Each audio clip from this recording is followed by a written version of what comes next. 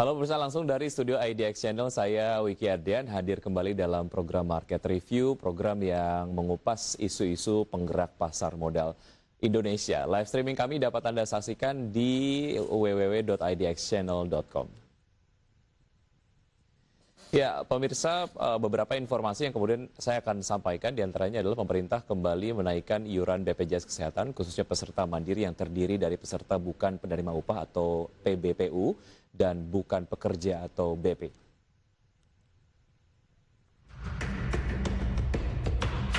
Kepala Hubungan Masyarakat BPJS Kesehatan, Iqbal Anas Ma'ruf kepada media mengatakan, kenaikan iuran ini akan berlaku awal Juli 2020 untuk kelas 1 dan 2. Namun, untuk iuran kelas 3, peserta mandiri tetap membayar sebesar Rp25.500 setiap bulannya.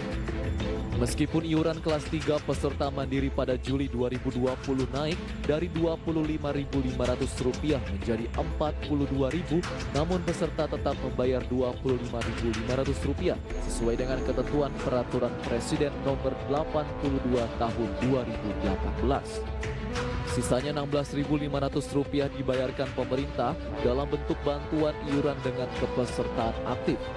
Namun, pada 2021 mendatang, subsidi yang dibayarkan pemerintah berkurang menjadi Rp7.000 sehingga yang harus dibayarkan peserta adalah Rp35.000. Sebelumnya, Presiden Joko Widodo kembali menaikkan iuran BPJS Kesehatan. Kenaikan ini tertuang dalam Perpres nomor 64 tahun 2020 tentang perubahan kedua atas Perpres nomor 82 tahun 2018 tentang jaminan kesehatan. Kenaikan iuran bagi peserta mandiri segmen pekerja bukan penerima upah dan bukan pekerja diatur dalam pasal 34. Dari berbagai sumber untuk IDX Channel.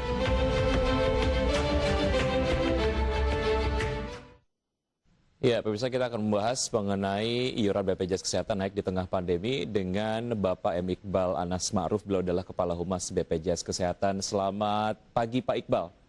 Selamat pagi, Pak Wiki. Ya, terima kasih sudah bergabung bersama kami di Market Review IDX Channel. Pak Iqbal, seperti tadi disampaikan bahwa kenaikan iuran BPJS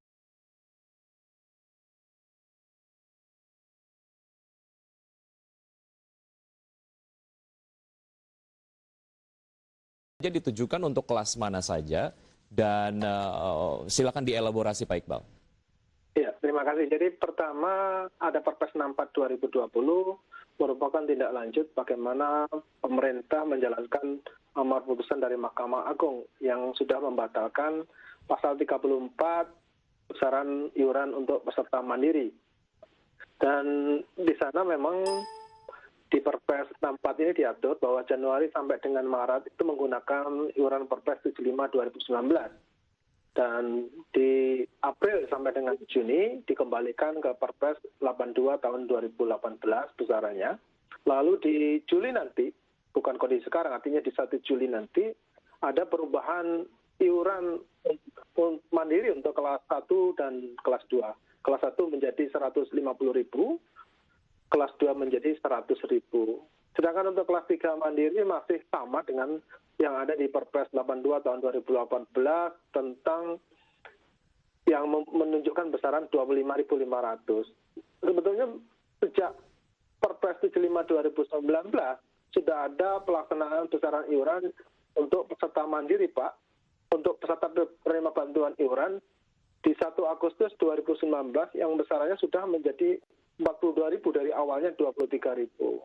Dan jumlah PPI yang memang dibayar semuanya oleh pemerintah karena kategorinya adalah tidak mampu dan orang miskin, jumlahnya ada 132 juta yang memang dibayar oleh pemerintah. Baik. Positifnya adalah ketika kondisi keuangan BPJS Kesehatan menjadi membaik dengan adanya Perpres 75 2019. Karena kewajiban bayar ke rumah sakit menjadi lebih baik dan tidak lagi harus berbulan-bulan ada keterlambatan. Dan ini sudah mendekati tidak sampai dengan 1 bulan keterlambatan jatuh tempo itu. Ya, Pak Iqbal, adakah kemudian perbedaan antara kenaikan iuran BPJS yang kemarin dianulir oleh Mahkamah Agung di pasal 34 yang seperti tadi Anda sampaikan dengan kenaikan yang akan terjadi di bulan Juli nanti? Apakah ada perbedaan besarannya atau secara segmen ataupun kelas gitu ada perbedaannya atau sama saja?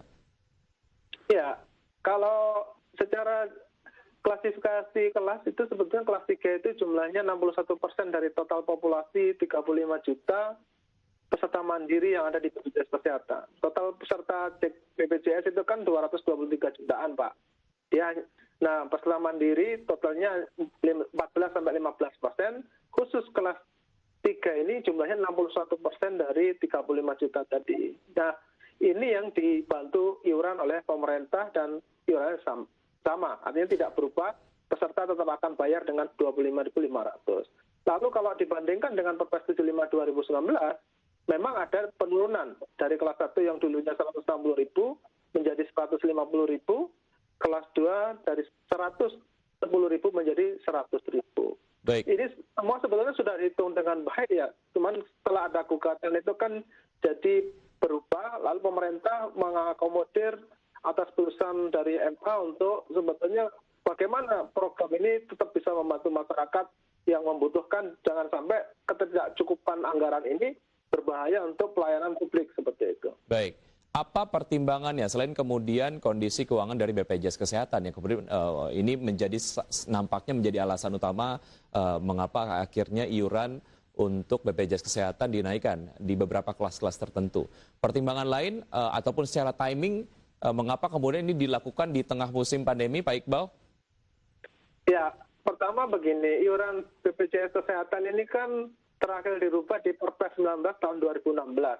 Ini sudah 4 tahun dan sudah ada kondisi kita bisa melihat angka utilisasi semakin meningkat. Jumlah iuran yang dikumpulkan tidak pernah mampu untuk membiayai program ini secara mandiri. Dan pemerintah sudah mengambil alih untuk menyuntik dengan dana tambahan sejak 2015 sampai dengan 2018. 2019 karena ada perubahan di besaran iuran PBI, penerima bantuan iuran, itu berdampak positif atas pengelolaan.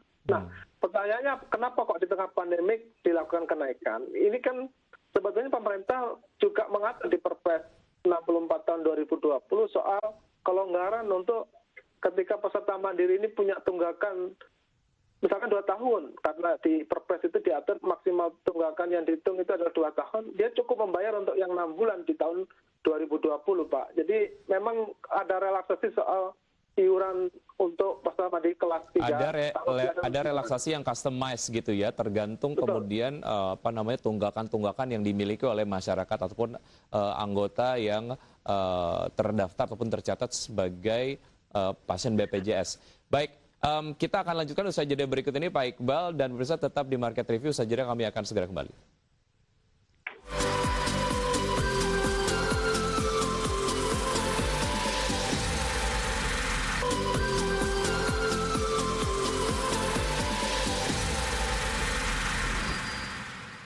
Ya, pemirsa, kembali dalam program Market Review. Sebelum kita lanjutkan perbincangan bersama Bapak M. Iqbal Anas Ma'ruf, Kepala Humas BPJS Kesehatan, kita akan saksikan terlebih dahulu beberapa data yang sudah dikompilasi oleh teman-teman redaksi, diantaranya ini mengenai perubahan iuran peserta BPJS Kesehatan dari awal tahun ataupun ya dari awal tahun 2020.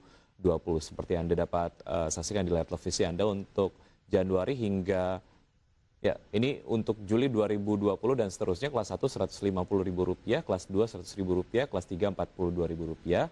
Kemudian peserta bayar tetap Rp25.500, sisanya dibayar oleh pemerintah hingga Desember tahun 2021. Ya, sementara ini untuk Januari hingga Maret 2020 menggunakan Perpres nomor 75 tahun 2019, kelas 1 Rp160.000, kelas 2 Rp110.000 dan kelas 3 Rp42.000. April hingga Juni 2020 kembali ke Perpres nomor 82 tahun 2018, kelas 1 Rp80.000, kemudian kelas 2 Rp51.000 dan kelas 3 Rp25.500. Dan berikut adalah mengenai data mengenai defisit BPJS Kesehatan dalam triliun rupiah. Di tahun 2014 BPJS Kesehatan mengalami defisit sebanyak 3,3 triliun rupiah. Angkanya kemudian cukup fluktuatif. Di 2015 5,7 triliun rupiah, 2016 9,7 triliun rupiah, 2017 7,5 triliun rupiah, dan di 2019 15,5 triliun rupiah. Baik, kembali bersama Pak Iqbal Anas Ma'ruf. Pak Iqbal, sebelum kita membahas mengenai mekanisme kenaikan tadi dan juga defisit dari BPJS Kesehatan, menjawab kritikan yang bermunculan mengenai kenapa akhirnya ini diputuskan pada saat pandemi. Jawaban dari BPJS Kesehatan seperti apa? Ya, pertama begini Pak, pelayanan kesehatan di luar kasus COVID kan tetap harus dijalankan. Jangan sampai terjadi distorsi seolah-olah, karena dampaknya rumah sakit juga ketika ada permasalahan terhadap pembayaran ke mereka dari BPJS Kesehatan, fokus mereka untuk menghadapi pandemi COVID akan terkendala seperti itu. Pemerintah sebetulnya dengan sangat bijaksana ya mengatur supaya bagaimana juga menangkap aspirasi yang disampaikan oleh DPR soal ada bantuan iuran untuk kelas 3 mandiri yang sebetulnya klasternya itu di atas peserta yang memang di PBI, artinya tidak mampu dan miskin. Artinya dia lebih dari itu keadaannya. Tetapi potensi untuk jatuh itu terus dimitigasi dan disipasi dengan tambahan ada bantuan iuran. Notabene untuk kelas 3 mandiri itu tidak ada perubahan sama sekali dan jumlahnya sangat signifikan. Terus ketika ada pertanyaan apakah nanti jika dinaikkan ini akan pasti ada kualitas layanan akan diperbaiki, ya iya. Ini kan kita tentu ingin memastikan bahwa rumah sakit bisa fokus untuk menangani pelayanan yang sudah ada, kendala yang selama ini soal keterlambatan, tidak bisa membeli obat dan yang lain bisa tertangani dengan ada perubahan penyesuaian iuran itu. Artinya BPJS Kesehatan berani untuk memberikan jaminan bahwa ketika tarif ini sudah naik, pelayanan kesehatan akan membaik. Ya itu konsekuensi yang memang harus dikerjakan oleh BPJS Kesehatan. Termasuk untuk yang misalkan untuk pelayanan HD. Dulu orang harus datang ke FKTP setiap 3 bulan untuk mengurus rujukan dan yang lain. Sekarang cukup dengan fingerprint, orang bisa dilayani HD-nya terus di tempat yang sama sebetulnya. Ini salah satu kemudahan yang diperbaiki, termasuk belum kita bicara tentang bagaimana mengatur sistem rujukan supaya orang tidak menumpuk di satu rumah sakit, sementara ada juga rumah sakit lain yang kosong dengan komponen yang sama bisa melakukan itu seperti itu. Ya, Pak Iqbal, untuk masyarakat yang tentu saja masuk di penerimaan manfaat dari BPJS untuk kelas 1 dan kelas 2, ketika mereka merasa keberatan, ada kemungkinan mereka kemudian membeli ataupun berlangganan BPJS Kesehatan masuk ke kelas 3. Artinya akan ada pembludakan jumlah dari pasien BPJS Kesehatan kelas 3. Bagaimana mengenai kekhawatiran pelayanan di rumah sakit? Artinya untuk pelayanan kelas 1 saja di rumah sakit kadang tidak maksimal. Apalagi jika kemudian jumlah pasien kelas 3 membludak bertambah karena kelas 1 dan kelas 2 agak reluctant untuk membayar iuran yang naik di bulan Juli nanti. Bagaimana Anda menjawab kekhawatiran ini, Pak Iqbal? Jadi kejadian perubahan iuran itu tidak terjadi hanya nanti di Juli, Pak. Jadi sudah terjadi di Januari 2020. Bahwa masyarakat juga di Desember 2019 ingin menyesuaikan dengan kemampuannya untuk melakukan perpindahan kelas. Artinya dari kelas 1 pindah kelas 2 atau dari kelas 2 pindah ke 3 atau dari 1 ke 3 itu dimungkinkan untuk bisa dilakukan perubahan karena menyesuaikan dengan kemampuan masing-masing. Nah, apakah nanti dengan infrastruktur rumah sakit akan terkendala? Tentu hal ini yang memang kita antisipasi supaya tidak terjadi gangguan. Bentuk antisipasinya seperti apa, Pak Iqbal? Artinya kita memitigasi dengan mengontrol jumlah sarana tempat tidur untuk kelas 3, Pak. Jadi kita harus menghitung juga berapa kebutuhan yang akan harus disiapkan oleh rumah sakit. Rumah ini bisnis juga, Pak, sebetulnya. Artinya ketika ada pangsa pasar untuk bisa di-grab misalkan oleh rumah sakit akan menyesuaikan diri untuk menyiapkan itu. Di samping ada infrastruktur regulasi yang mengatur bahwa harus ada ketercukupan untuk sarana-prasarana itu. Baik, ya Pak Iqbal, kita jeda lagi dan pemirsa tetap di Market Review. Saya jeda, kami akan segera kembali.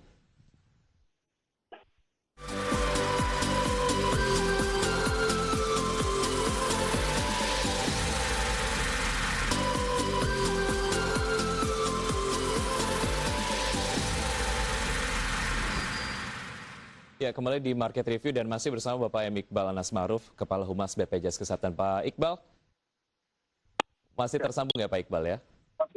Baik, kembali menjawab kritikan-kritikan yang bermunculan. Tentu saja bicara mengenai sebuah strategi dari BPJS Kesehatan, salah satunya adalah untuk kemudian menaikkan iuran di beberapa kelas tadi. Kritikan yang kemudian bermunculan diantaranya adalah sebetulnya jika kemudian BPJS Kesehatan dapat memperbaiki tata kelola keuangan ataupun memperbaiki upaya untuk mendisiplinkan masyarakat ketika membayarkan iuran. Ini jika dua hal ini dilakukan, kenaikan tarif sebenarnya nggak perlu dilakukan. Analisa Anda ataupun pendapat Anda mengenai kritikan ini seperti apa, Pak Iqbal? Jadi begini, tata kelola pelayanan kesehatan di Indonesia itu kan terstruktur. Ada puskesmas atau vaskes tingkat pertama, ada rumah sakit dibagi atas 4 klaster, ada C, ada D, C, B, A. Nah, yang di sana memang sekarang diatur bahwa ada rujukan online yang mengatur supaya ada komunikasi antara puskesmas ketika mengirim ke rumah sakit.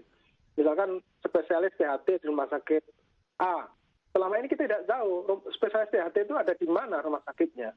Nah, dengan IT bisa terbantu di sana, sehingga mappingnya jelas sih. Orang harus dikirim kemana sehingga bisa dilayani dengan kompetensi medis yang dibutuhkan seperti itu.